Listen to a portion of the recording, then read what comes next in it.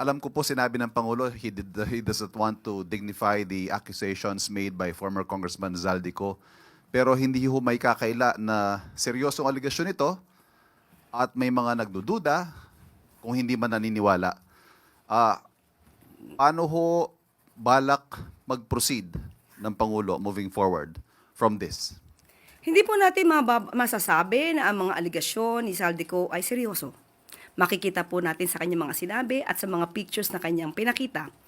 Pero kung anuman ang kanyang mga nasabi, ay maaaring ito ang nagbigay ng dahilan para sa dalawang mga magigiting nating mga secretaries na sila mismo ang voluntaryong mag-resign sa kanilang posisyon para mabigyan daan ang malalimang pag-iimbestiga sa mga maanomalyang flood control projects. Ang sabi po ng Pangulo, walang exempted sa investigasyon. Does that statement also apply to him? Of course, wala naman talagang dapat na exempt.